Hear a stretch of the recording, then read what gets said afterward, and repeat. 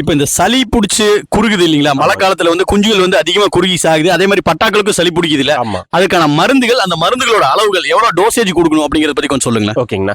ஆனா அந்த சின்ன குஞ்சுகள், அதாவது ஒரு 100 கிராம்ல இருந்து ஒரு 1/2 கிலோ வரைக்கும் குஞ்சுகளுக்கு எவ்வளவு கொடுக்குறோம்னா, ஓஃப்ளாக்சின் 30 ml வாங்கிக்கிங்க. ஓகே. அண்ட் வந்து டோலோ 650ல ஒரு டேப்லெட், ஓகே. மெரிக்வின் 150ல ஒரு டேப்லெட், ஓகே. எல்டோபர் டேப்லெட்ல ஒரு டேப்லெட், மூணையும் வந்து பவுடர் பண்ணி இந்த 30 ml ஓஃப்ளாக்சின் சிரப்ல வந்து மிக்ஸ் பண்ணிக்கிங்க. மிக்ஸ் பண்ணி குஞ்சுகளுக்கு 1/2 ml கொடுக்கலாம், ஒரு 1 கிலோவுக்கு 1 ml கொடுக்கலாம். அது கூட 1 ml நீங்க கொடுக்குறீங்க, இன்னொரு ml லிவர் டானிக் சேர்த்து கொடுத்துருங்க. லிவர் டானிக் சேர்த்து கொடுத்துருங்க, நல்ல ரிசல்ட் கிடைக்கும். இது எத்தனை நாள் கொடுத்துட்டு? 3 நாள் கொடுத்தா போதும், 100% result. தொடர்ந்து 3 நாள். 3 நாள் தொடர்ந்து 3 நாள் கொடுக்கலாங்களா இல்ல ஒரு நாள் விட்டு ஒரு நாள் கொடுக்கலாம்? இல்ல ஒரு நாள் டு ஒரு நாள் கொடுத்தீங்கன்னா என்ன ஆகும், அப்படியே லென்த்தா போயிட்டே இருக்கும். அந்த ஷார்ட் டைம் நம்ம மருந்து சாப்பிடுற மாதிரி தான். டக்குன்னு வந்து அந்த பீரியட்ல கொடுத்தா மட்டும்தான் ரெக்கவர் கரெக்டா இருக்கும்.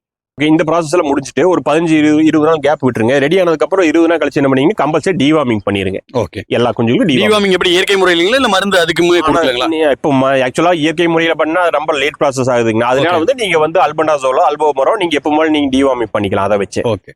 அப்ப சளி பிடிச்சதுன்னா இந்த மருந்துகள் 3 காம்பினேஷன் கொடுக்கலாம். 3 நாட்கள் கொடுத்ததுக்கு அப்புறம் வந்து பாத்தீங்கன்னா ஒரு 15-20 நாள் கழிச்சு மறுபடியும் ஒரு டிவார்மிங் பண்ணது நல்லது. அப்ப கோழிகள் வந்து ஆரோக்கியமா இருக்கும்.